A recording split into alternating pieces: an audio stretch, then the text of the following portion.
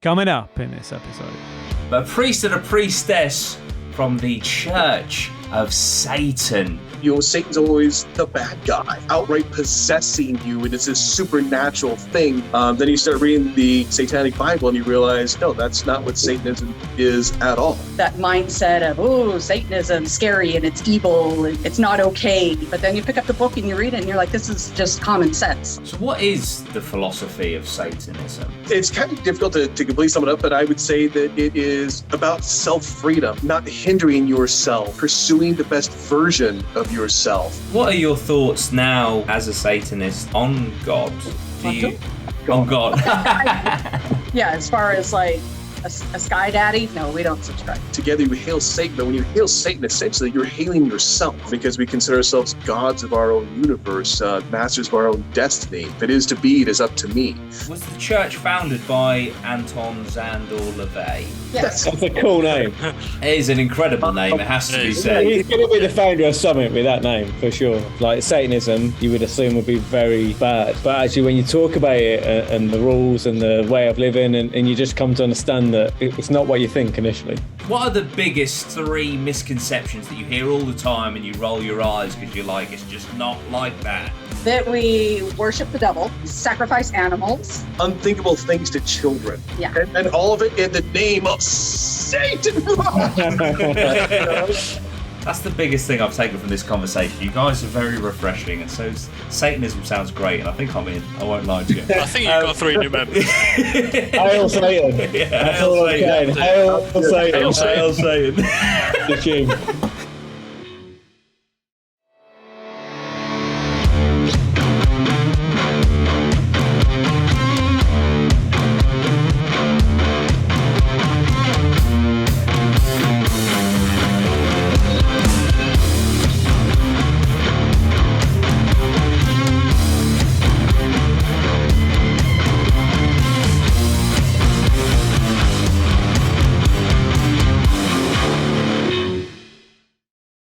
APMA, how are we doing? Welcome to this special episode. We have 2 very, very special guests calling all the way from the United States of America. This is a first for APMA in that we're all on Zoom right now because we're currently between studios, but we wanted the episodes to continue and we wanted to make it happen. So here we are today with 2 representatives is probably the wrong, but a priest and a priestess from the Church of Satan. Guys, thank you so much for joining us today. Thank It's you. our pleasure. Yes, thank you for inviting us on, reaching out to our high priest and priestess, who then in turn said that they thought we would do well, and so here we are. Fantastic. Well, the motivation, shall I say, or the intrigue behind getting this podcast episode together is that we recently had a witch on, and just her answers kind of blew our minds, and also, you know, the stereotypes or the tropes that we had that was maybe influenced by Hollywood were kind of smashed completely. And so we thought, well, are there any other areas in this world where perhaps there are misconceptions? And so I thought, well, the Church of Satan is something that I would love to know the truth about. So here we are today. So do we have Aaron and Renee, that's correct, yeah? Yes. That's correct. Amazing. Would you like to tell us a little bit about yourselves and how and when you found the Church of Satan? Currently, we reside in Poughkeepsie, New York. We moved here a couple of years ago, almost 2 years ago, from Salt Lake City, Utah. Yes, we were Satanists in the Salt Lake Valley. And although not unheard of, you know, it wasn't really something that was accepted, I guess you could say. Anyway, moved here in August of 2020. And now we currently run a witchcraft store. And inside of it, my husband has a private tattoo space. Nice. I'm a professional artist. I think that's probably understood real quick. She says that I have a tattoo space in there where I also create original works of art. I also do a ritual style tattoo for folks that want to do healing or ritual sigils. But yeah, I think she pretty well covered it, as far as the very short version. And part of the reason we moved here that I want to put out is Poughkeepsie is also known as the Witchcraft District. And so that's why the store is called Witchcraft District Bazaar. And that's what, largely attracted us here, was because it is the Witchcraft District. In fact, the High Priest and Priestess also reside in this area. And getting into Satanism, the individual that coined the term Witchcraft District was a member in life. He's no longer with us. Was Master Joe Netherworld, and I discovered him online. I saw his artwork. He was working with Paul Booth, who's a world-renowned tattoo artist, and I had to know at that time he was still Warlock Joe Netherworld, and I thought, what is this Warlock all about, and his artwork, and that he's producing a Baphomet.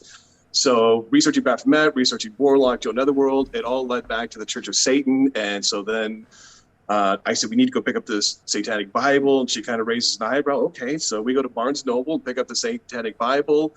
I read it, and I said, you've got to read this. And she reads it, and both of us look at each other. Well, how about that? We're Satanists. It finally put a label, if you want to call it a label or moniker, to a lifestyle that we had been leading the whole time. Fantastic. I actually picked up a copy of the Satanic Bible myself. It's next door. I'm a few pages in, and what was your experience and perhaps your presumptions beforehand reading it compared to when you finished it? Personally, I think because he did do the research and found out about Joe Netherworld. Some of the things that resonated with us was also, very, very prominent in Joe's life. And so I think that we had just kind of thought, well, maybe this is for us, But of course, before that, you always have that that mindset of, oh, Satanism, Satan, and, it's scary and it's evil and it's not okay. But then you pick up the book and you read it and you're like, this is just common sense. Like everything makes sense to you. And I think so much of that is because of media and because of film and because of literature. And Satan's always the bad guy. He's the one that's trying to talk you into doing things you shouldn't, or outright possessing you. And it's this supernatural thing. And then you start reading the Satanic Bible and you realize, no, that's not what Satanism is at all. And like she said, it very much makes sense. It's pragmatic. It's a power philosophy. So what is the philosophy of Satanism? If you could wrap it up in a... It's kind of difficult to completely sum it up, but I would say that it is about self-freedom. It's about not hindering yourself. It's about pursuing the best version of yourself to reach your greatest personal potential. If you are an artist like myself, it's about trying to be the very best artist that I can possibly be. It's about pursuing my pleasures. So, for example, one of them is indulgence instead of abstinence. So it's pursuing the carnal side of life and not denying yourself those pleasures. So long as it's between consenting adults, and as long as one of the other tenets, responsibility to the responsible, which you will say is your favorite, It is. that you're a responsible adult in your actions. Otherwise, go have fun. Go live, the best life that you possibly can, because that's all you have is this life. So use the philosophy as a tool to become the greatest version of yourself, the happiest version of yourself. And, I think that's really what, if I sum it up shortly, that's kind of what it is. It's a power philosophy. That's fascinating. So it's in a sense, without saying anything too, personally, I see myself as an agnostic atheist personally, and so what I was about to say is that strikes me almost as like the antithesis of Christianity, where you have all these rules and everything has to be prim and proper, and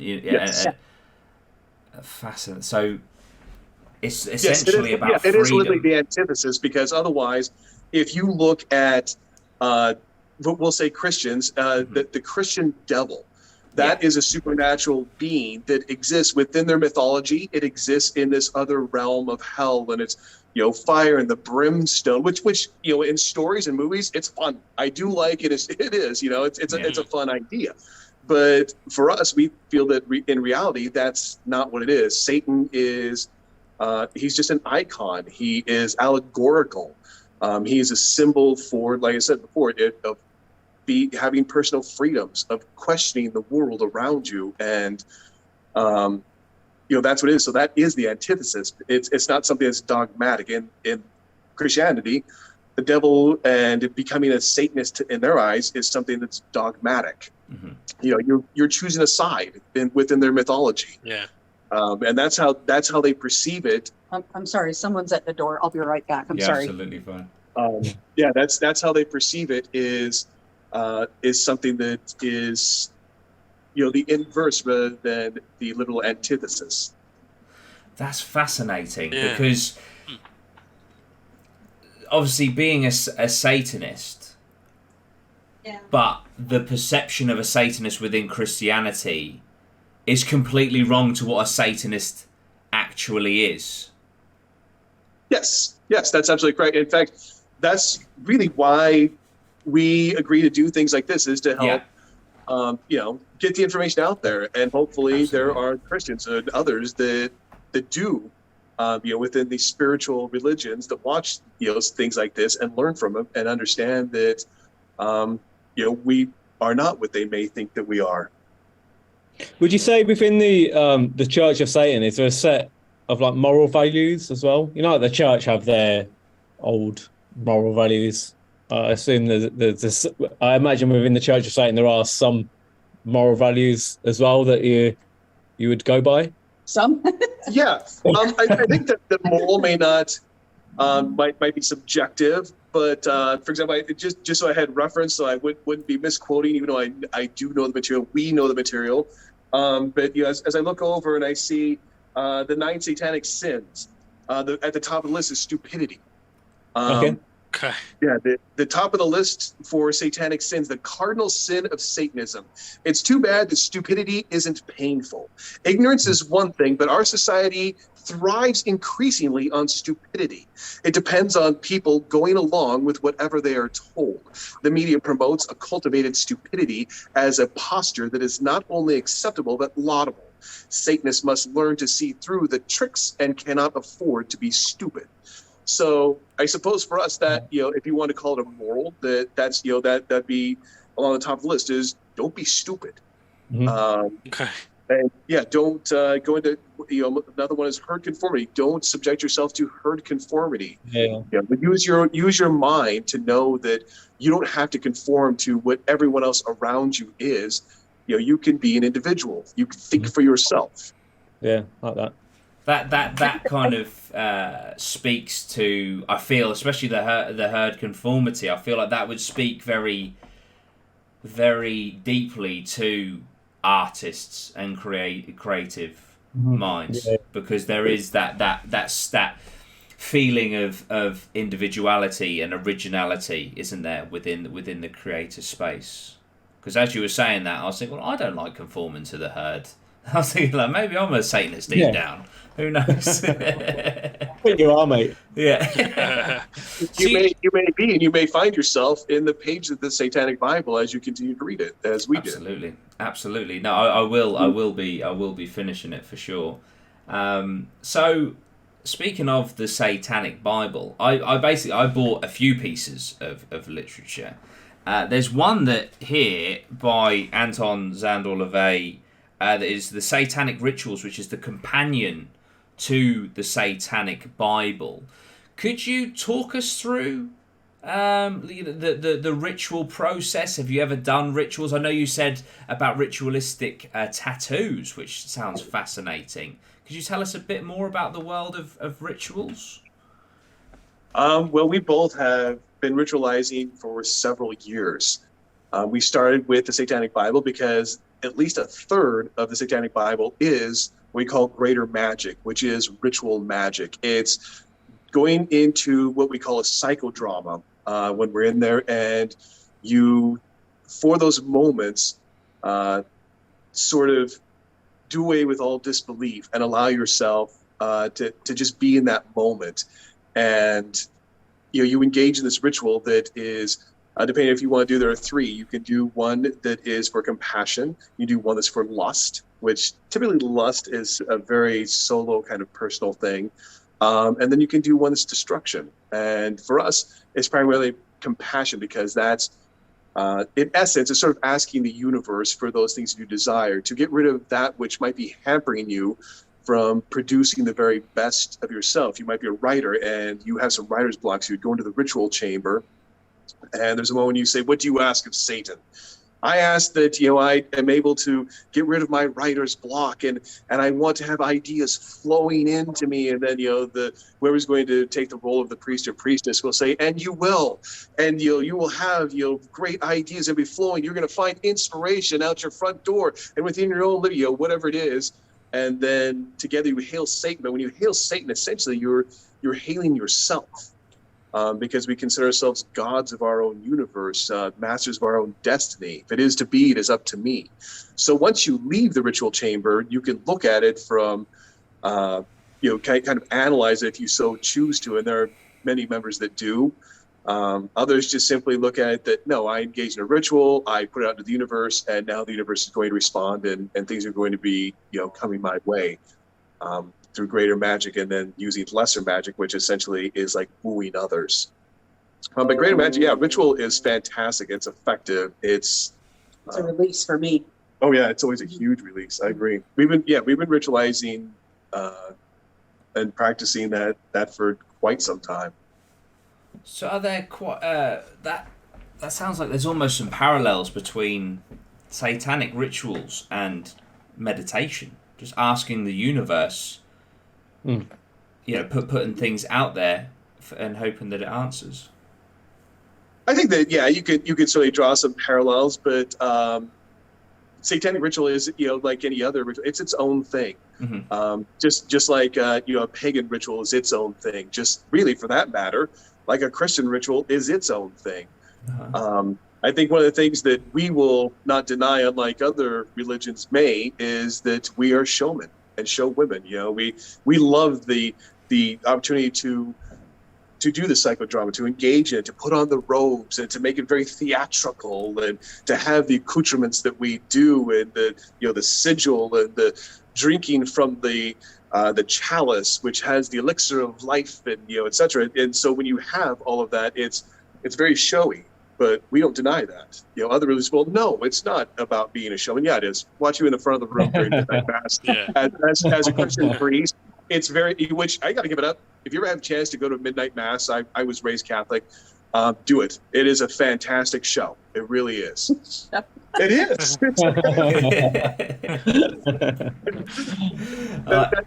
So if there's a Catholic out there, I apologize. I'm not trying to be offensive, but it is. I mean, it's quite the, we make fun of ourselves too, so yeah. But it is, it's quite the presentation that they have, but they would definitely not call it a show. Yeah. It's something that's very serious. Aaron, you were raised Catholic, did you say? I was raised Catholic. Yeah. In fact, my parents still are practicing Catholics. Okay. They have rosaries around their house, and that's awesome. That's their thing. Yeah. And, I still support that as far as what makes them happy. Yeah. But yeah, I went to CCD, CYO, and I did confirmation when I was in high school, and then at some point I was kind of said, I kind of did this for you, and it's not for me. It's not for me. I'm walking away.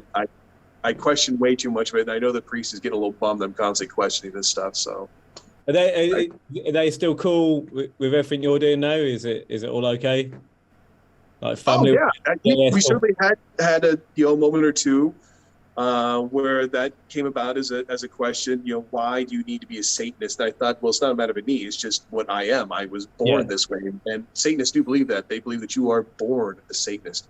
Mm-hmm. So that's what I believe. And at some point they were going to accept it, or they were going to make other decisions that just would not be conducive of a positive family relationship. So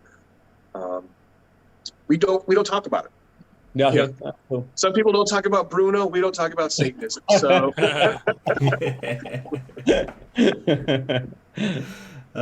so what are your thoughts now as a Satanist on God? Do you on God? Took me a second. We don't subscribe to that. Well, you are your own God. Oh, yes, I am. Yeah. Yes. But yeah, as far as like a sky daddy, no, we don't subscribe to Or that. Sky Or sky mom. Sky Yeah. daddy.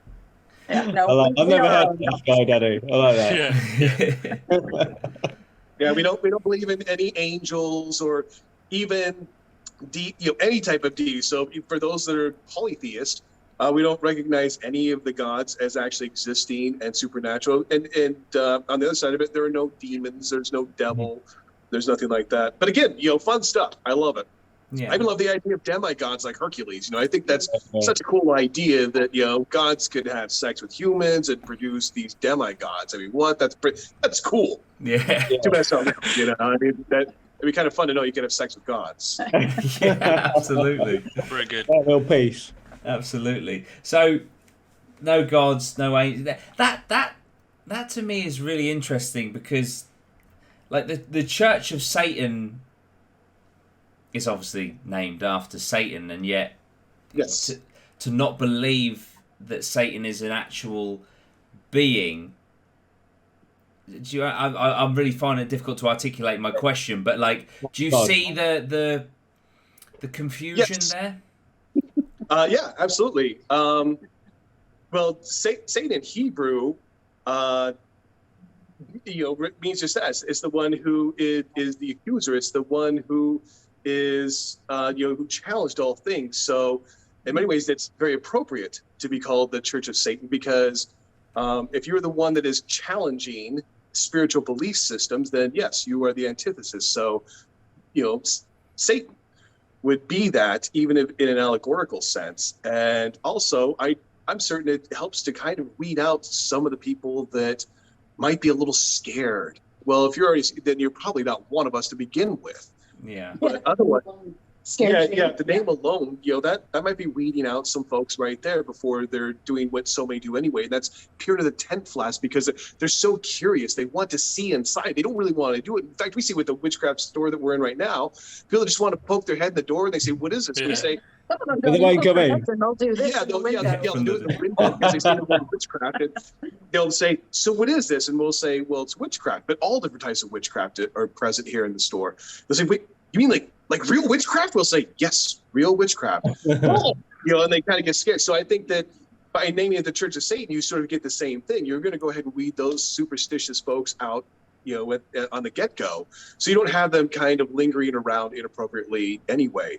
Mm-hmm. But yeah, that's what it is. It's to really question the spiritual religions and to say, I challenge that. I challenge the existence of these supernatural ideas. I challenge the idea of an afterlife, which for me, I find it highly unlikely, but possibly questionable that maybe there's something that exists. I don't know about a heaven or a hell, but something that could exist as sort of as I heard someone put, sort of residue that lingers on after death, that may be a ghost or a spirit, but does it possess the self-aware consciousness as we understand it right now, speaking to one another? Is that what lingers on? I don't know. I would give you spirits. I'd give you spirit, but I wouldn't go beyond that. Do you say you believe in spirits? I think the potential exists. Yeah. Show me some evidence. Yeah. Yeah, and that's the thing. You'll find the Satanists view the world very much as scientists and as we start as atheists before finding the philosophy. I was then going to say it sounds very, very similar to atheism. Yes. Yeah. So We're atheists. yes, we are atheists. So we view ourselves as gods of our own world, like I said before. But I think a very scientific approach is just that. Science doesn't completely rule out things. They say, well, it's highly unlikely. Mm-hmm. However, if you have evidence to the contrary, present it and let's see what we've got, and we'll go from there. If you've got some real evidence, then Yeah, let's see it. Show me a ghost. Yeah. Well, on my channel, I do ghost hunts, and I can assure you, I'm trying my best. I haven't found anything yet, but I am trying. I promise. He's lucky. And if I find something, I'll email it to you.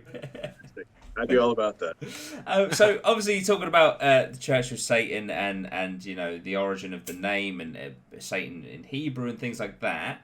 I believe, and if I'm wrong, I apologise. Was the church founded by a gentleman called Anton Szandor LaVey? Is that correct? Yes. Sorry. I'm not trying to dominate the conversation. No, go ahead. I'm enjoying myself listening. Okay. Yes, Anton Szandor LaVey. Brooklyn than I am. So. That's a cool name. It is an incredible name. It has to be said. He's going to be the founder of something with that name for sure. Yes, Anton Szandor LaVey. He started in 1966. Leading up to that, he had regular meetings with some of the more remarkable individuals there in San Francisco, including professors, artists. There was even a tattoo artist.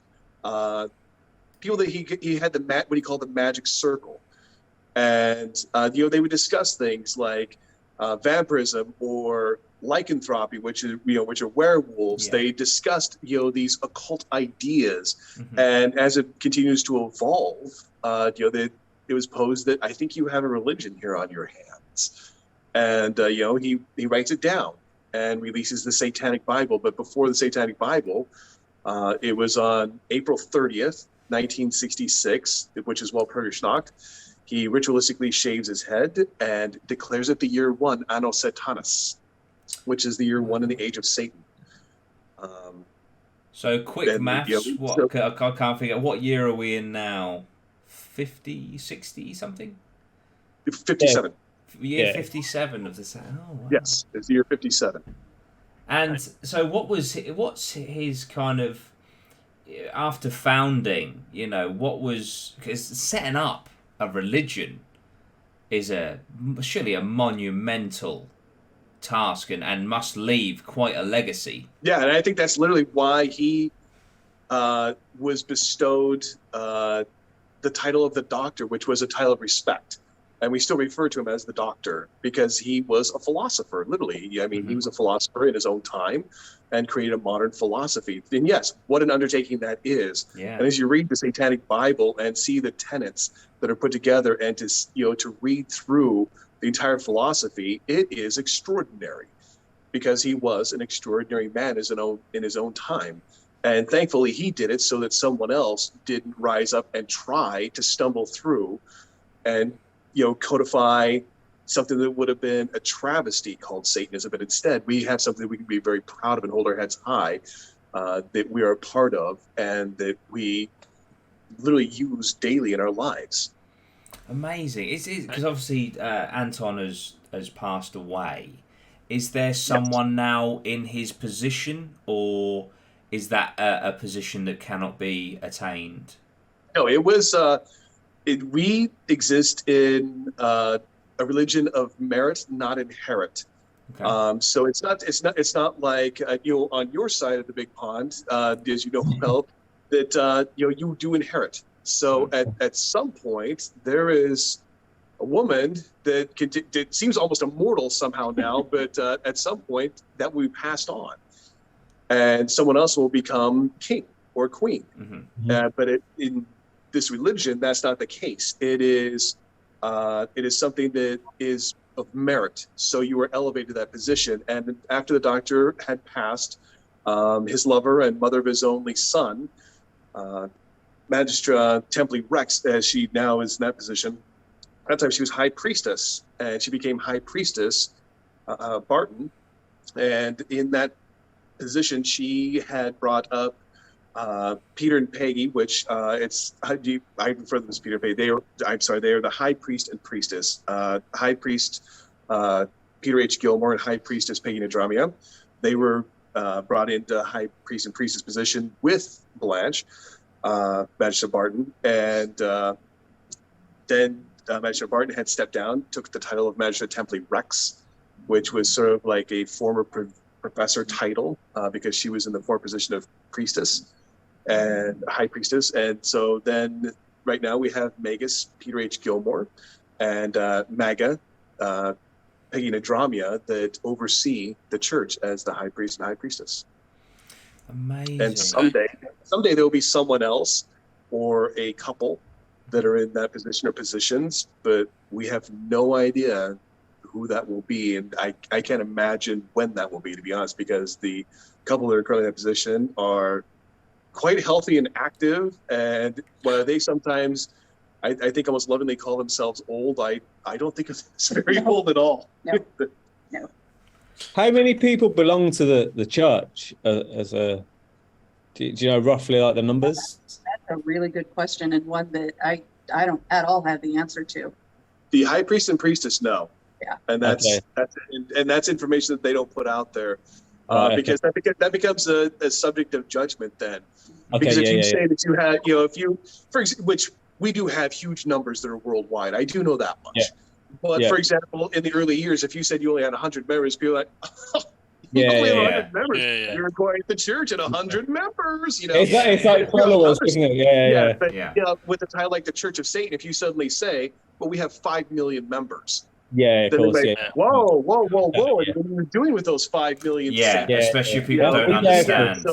So numbers are never given out, but what I can say is we have some really fun members that have been a part of the church. For example, Sammy Davis Jr. He was a warlock. Jane Mansfield was a member, and we have other members like King Diamond in the world of metal. He's a member. Has been very open about that. So is that a position that you can? Because I always the lads know this. I always love Dan loves the tier system. I love a tier system. And if you can progress, I mean, if there's a warlock position, and I'm like, well, I want to get to warlock. What do I have to do? What's the hierarchy like? How is it set out? Well, you can, when you send in your paperwork, you can just become a member. Mm-hmm. Okay. You can also fill out active paperwork, which makes you an active member, and then from there it goes member, and then Satanist, and then witch, warlock, priest, priestess, magister, magistra, and then the very top. The top. The very top. The very top.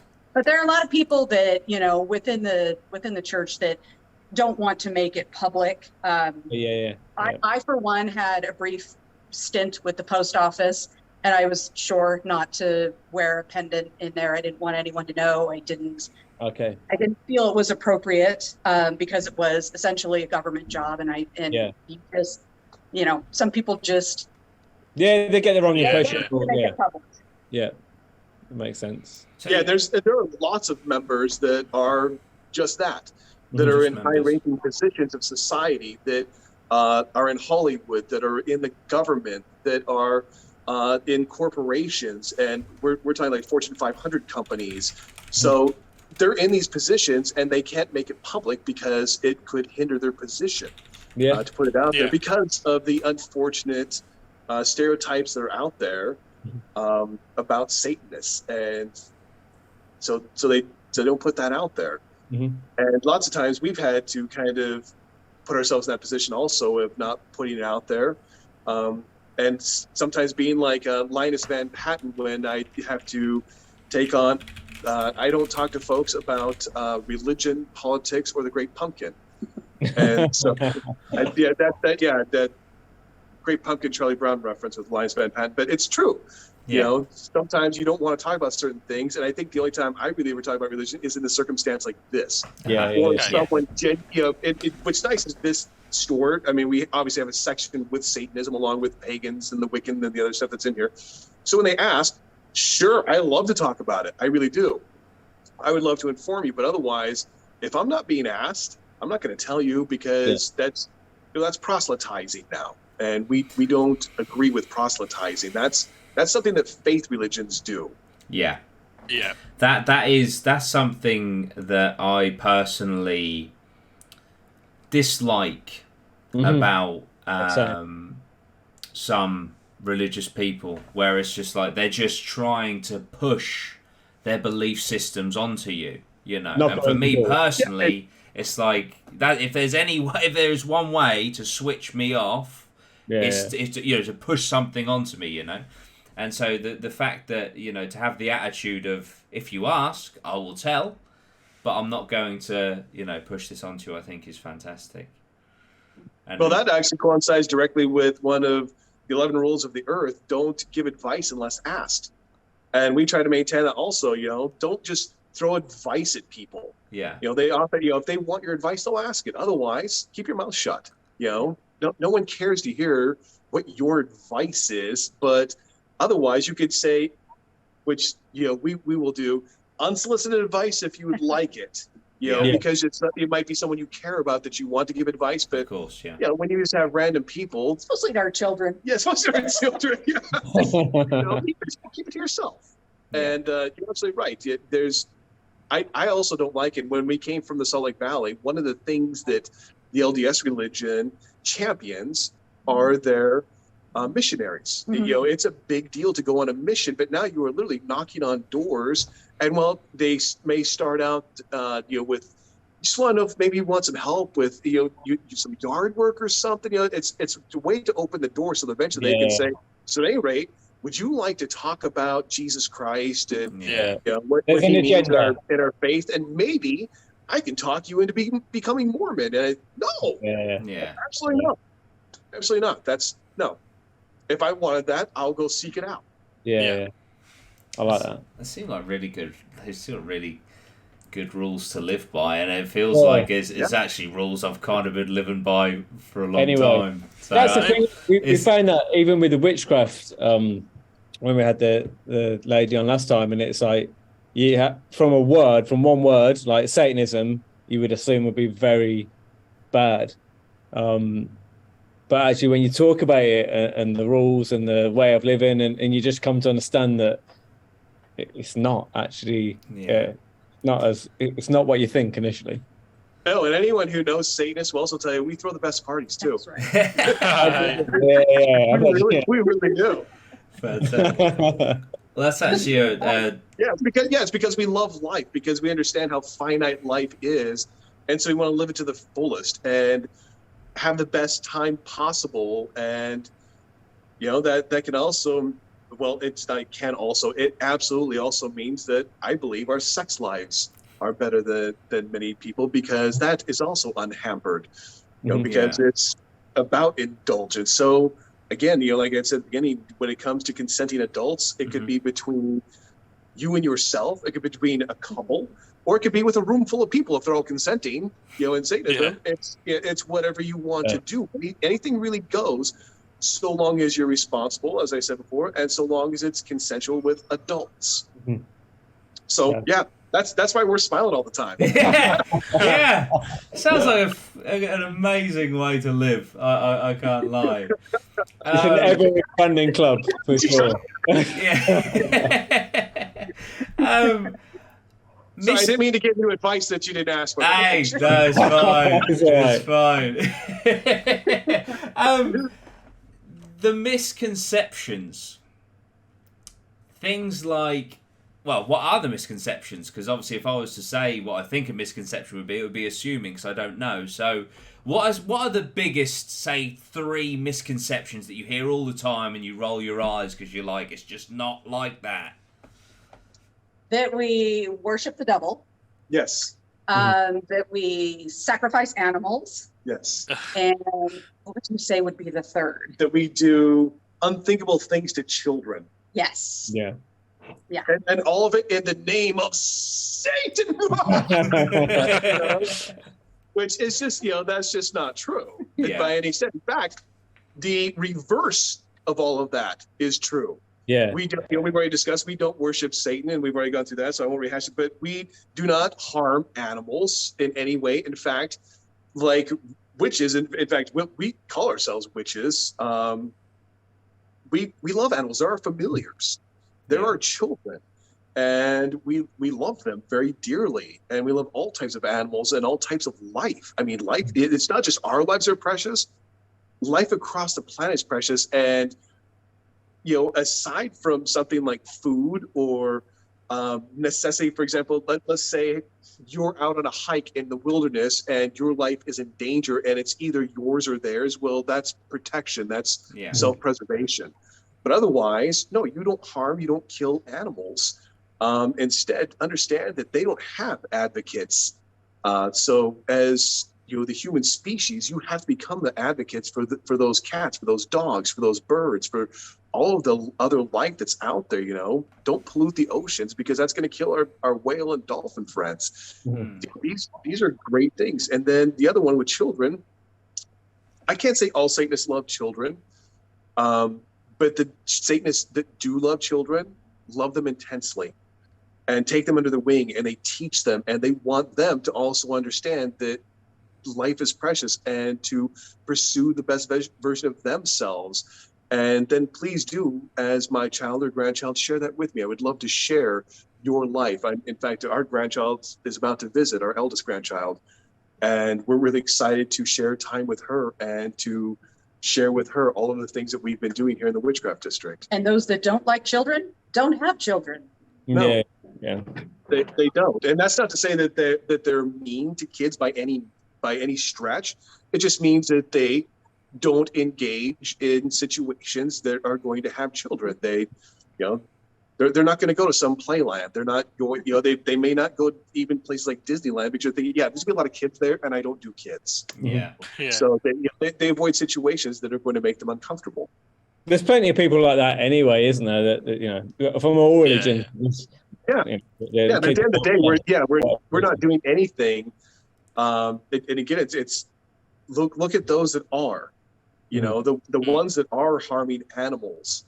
If they are doing blood sacrifices, then it's something that, first of all, is quite archaic. But if they're doing blood sacrifices in the name of God, well, that's going back to spiritual religions. Yeah. And then look what they have done to young men and boys, to young girls, to women in general, and the sorts of horrible acts that have gone on and then covered up by. There's loads of fucked up religions. The amount of crimes and atrocities that religions, of course, it's insane. So, it's. But you don't find that in the Church of Satan. Yeah. That's interesting. We champion the exact opposite of that. What would you say? Where would you say that the misconceptions stem from? Is it more like a misunderstanding, or is it maybe something a bit more nefarious, like they don't want the Church of Satan to exist? Aside from literature and film, a lot of that came from from your Christian evangelists and televangelists during what was known as the Satanic Panic in the 80s.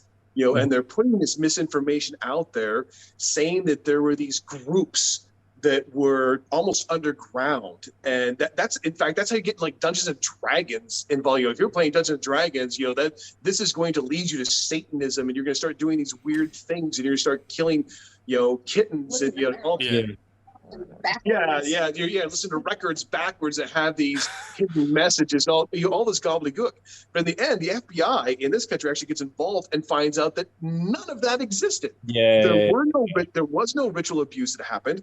There were none of these groups that were actually performing these said rituals in the name of a devil. There were, none of that actually happened. And if there is something that happens that someone does in the name of Satan, you'll find it's unbelievably rare.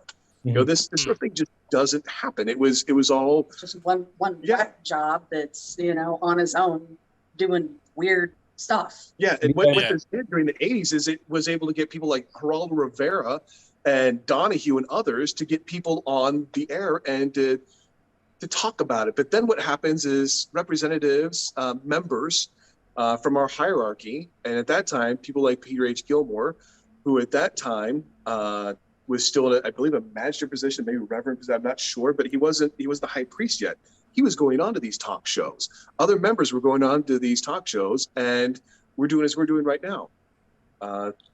They were shooting down that disinformation and letting people know what the truth is about Satanists and the Church of Satan.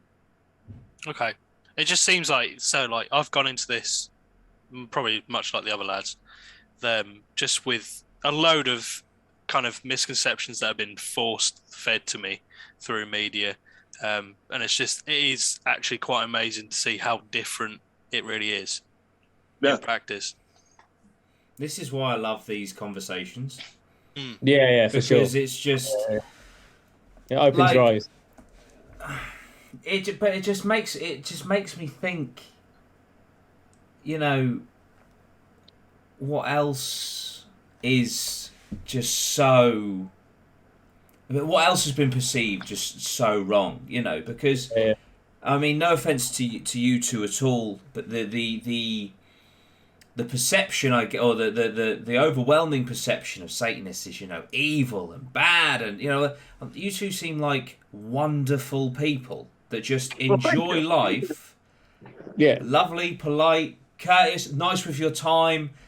Don't mean any harm to anyone. You know, it just blows my mind, and it just makes me think. You know, I can't, and maybe this is the conspiracy theorist in me, I can't help but feel like there's some form of agenda to like scapegoat, say, Satanism, to kind of, you know, deflect from maybe something more nefarious that's going on, say, in Christianity or things like that. Do you know what I mean? Because it's like, well, you, the Satanists, you're the bad guys. You're supposed to be the bad guys. So, but from what I can hear and your belief systems and things, that's not the case. However, you listen to the belief systems and things of, say, a devout Christian, and you can interpret them as, you can see why wars have been fought. Do you know what I mean? Because it's very stringent. It's very, you know, this way or you're, well, it's not even the highway, it's you're in dead. Do you know what I mean? Whereas with Satanism just sounds like it's about freedom. And I love the whole, you know, essentially being like the protagonist in your own story. Like, it's all about you and what you can achieve, and you have the power to do what you need to do. You know, there isn't a divine, you know, oh, please, can you let me do this? No, this is inside you, and you can do this. And I think that's... Sometimes I've said to him many times, I wish I could believe in a God that's going to provide for me, but I can't, and I won't. You know, because it's so much easier to just go through life and just say, you know, whatever God wants for me, you know, if I'm meant to have a bigger house, God will provide one. And I think, oh, shit. I want a bigger house, so I'm going to work my ass off and make the money and go buy that bigger house on the corner. And that's to, you know, if I may quote a fictional character, Gordon Gekko, in this particular circumstance, greed is good. Because when you see next door, or envy is good, because what you see next door, you think, wow, he's got a Harley Davidson. You know, I'm jealous of that. I've always wanted a Harley Davidson. So I'm going to be a little greedy now and figure out how I can make the money so I can have a Harley Davidson just like that. Maybe one's a little bit better. You know, and that's not a bad thing at all. I mean, that's going out there and getting the things that make you happy in this world. And it's going out there and betting yourself. And instead of just thinking that God will provide, or the one that I absolutely despise, is when people say that, you know, someone very close to you dies, and then they say, but she's in a better place now. And I don't know if I can even say this on the show, but my thought is, fuck you. No, she's not. Her better place was right here with us, so that we can love her, so we can appreciate her, so we can spend time with her, so we can enjoy that life with her. You know, that's the better place, because now she's worm food. It's that's not a better place. Life was a better place. Absolutely. And I understand that, you know, it's, you know, it's how they deal with it. So I say thank you very much. I appreciate that. As much as I say thank you and I appreciate when someone says Merry Christmas, I say Merry Christmas back. Because they mean well by it, but you can't help but inside think, you know, I live a little differently. So that's you know. Do you celebrate Christmas or? Yes. Oh, you're saying? I thought you did. You can celebrate any holiday. You can celebrate any holiday you want. We had to kind of change it up, and we celebrate it more as Yule, which is, you know, very much a pagan holiday. But then we've kind of twisted, because we consider ourselves to be extreme Halloween enthusiasts. Nice. Okay, so, Halloween, I love Halloween. Our house literally inside is year-round Halloween, as in like Halloween. Cool. But I'm not talking about like the kitschy stuff. I'm talking about like, we have vintage Halloween items that we've collected for numerous years, and that's So our tree is black. We have a black Christmas tree. Nice. And all the ornaments are Halloween inspired, outside of stuff that maybe was from the kids when they were younger or anything like that goes on there. But yeah, and we have a witch hat is the tree topper. Nice. We put a Purple and orange lights. Yeah, purple and orange lights. We have Krampus. Yeah, we have Krampus figures that we'll put out. Oh, amazing. I love Krampus. Yeah, Krampus is cool, man. So we make it sort of a little Halloween Christmas, a little darker Christmas. That we make it fun. We make it our own. Yeah. And otherwise, we still eat tasty foods. And if you're gonna do cookies, like my mom always said, you gotta do 2 at a time. I mean, it's holiday, you 2 at a time. And, we still give gifts. We still have stocking stuffers. We even. The 2 of us even like to watch certain holiday movies. I mean, Elf now every year is hysterical. I love it. Amazing. This is. I mean, we're talking about Christmas, but it's nowhere near Christmas. But is Die Hard a Christmas movie?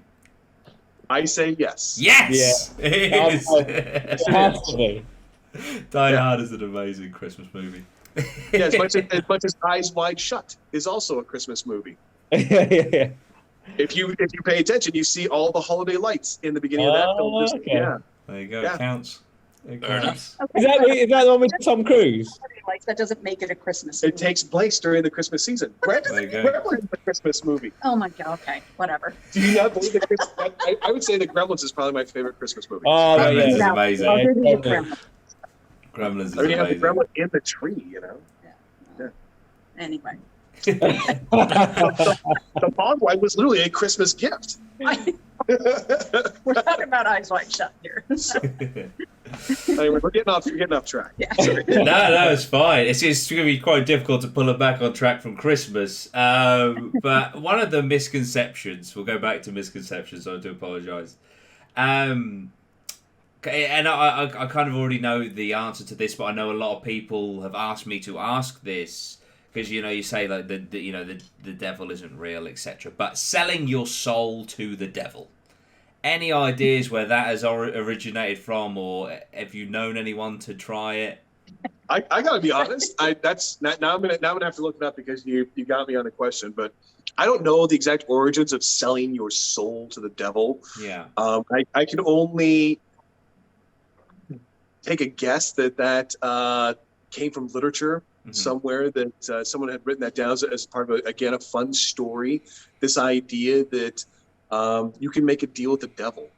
Yeah. And I'm sure that I know that there are Bible stories where the devil is coming forth, especially in Old Testament, where he is tempting individuals. There's temptation that's all about, and so I can always, like I said, speculate that that's where some of that came from.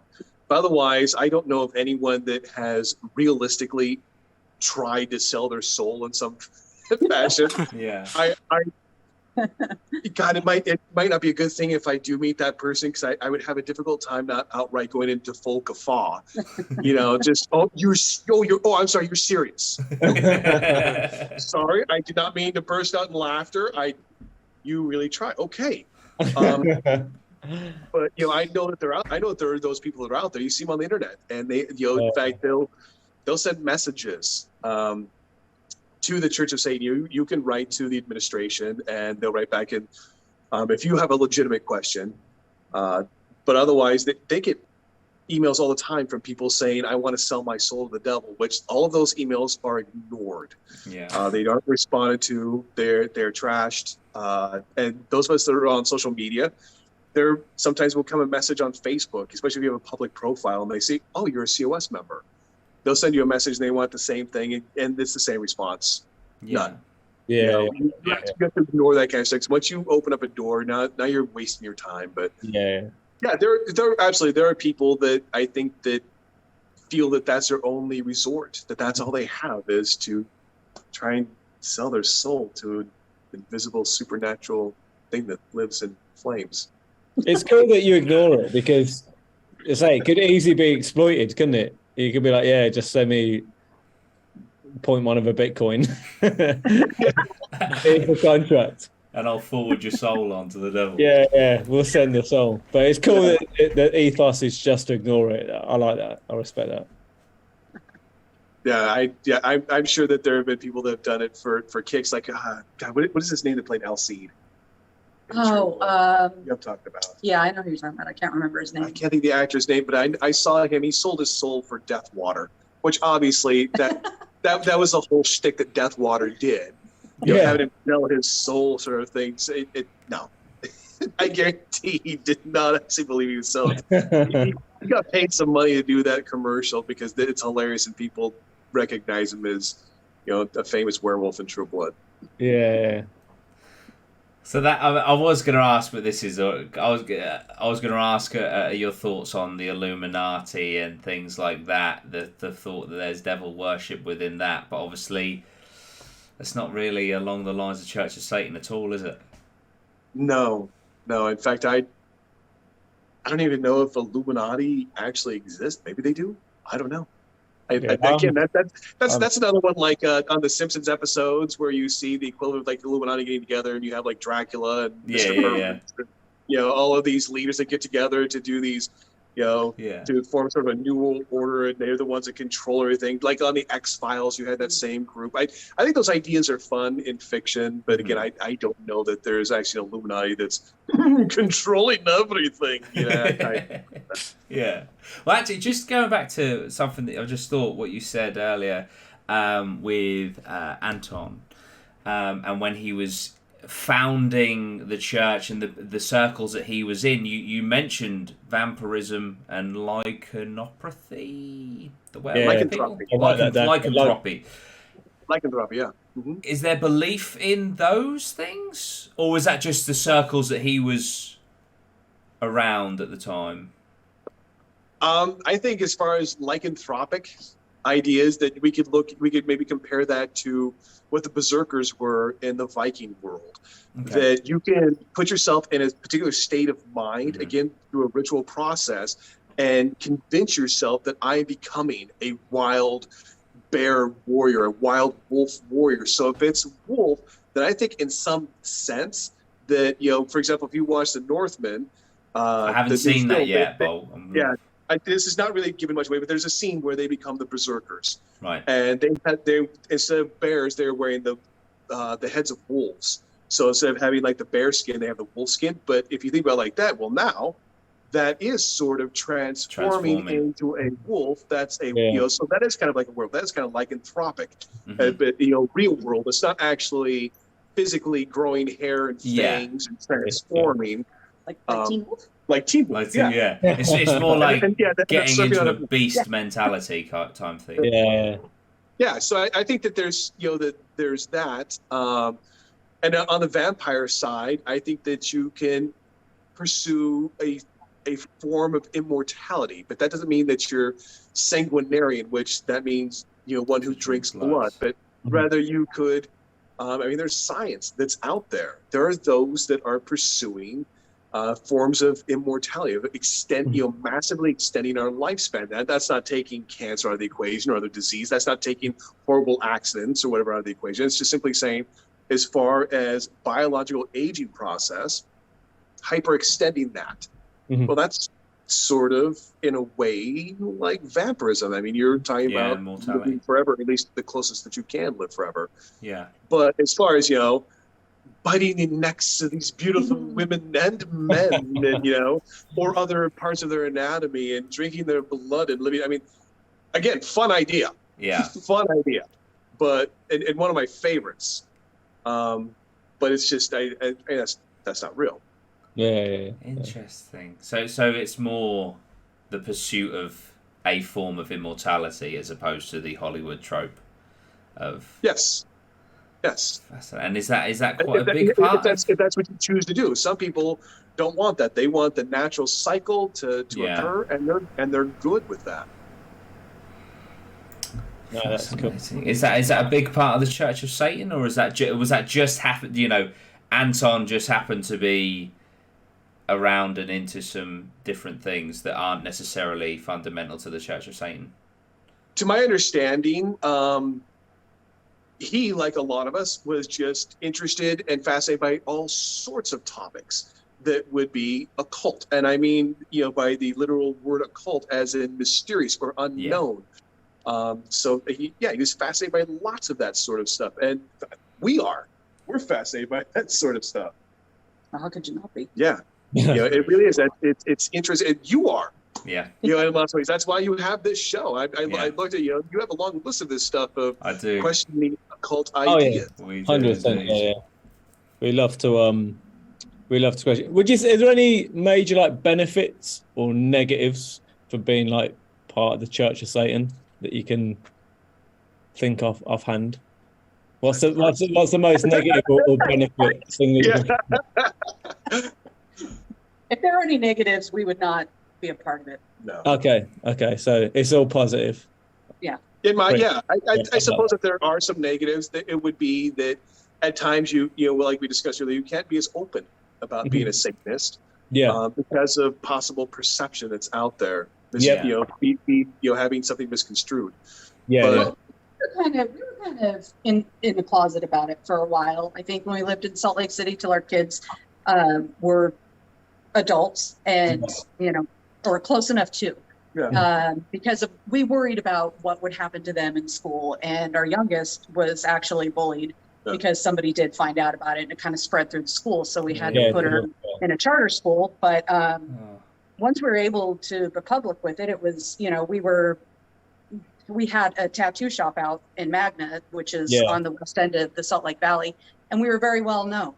And we became involved in local politics. I was president of the Magna Town Council. He was president of the Magna Chamber of Commerce. And we gave back to the community. Yeah, of course. And they embraced us, and they accepted us, and they knew what we were. Oh, they absolutely knew. I mean, the medallion I'm wearing right now, there it is, right there, the sigil of APMA, that's the symbol of the Church of Satan. I had a lapel pin that I wore all the time when I was wearing a suit at the chamber meetings. When I'm at the front of the room as the president of the Chamber of Commerce. There it is. It's emblazoned right there on my lapel. You can't miss it. Yeah. They do. And for those that weren't sure, they would ask about it. Hey, do you mind if I ask about it? Oh, no. Since you asked, and I'd kind of briefly sum it up, but all right, anyway, you guys are doing a great job. Love what you did on Main Street or whatever it was. So they, in the end, they kind of thought, yeah, they're Satanists, but would you look what they're producing? Exactly. Yeah. And how they're contributing towards so much, positivity around here and improvement, and the events that they're spearheading.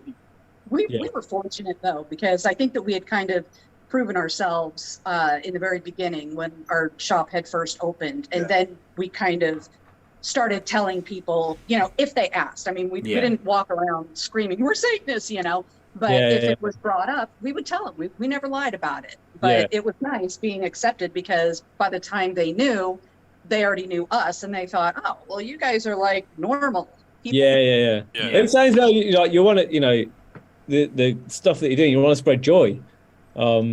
It's not about being dark and mysterious. It's about, everyone getting together and saying, being at one with yourself and being happy and spreading joy, which, that's great.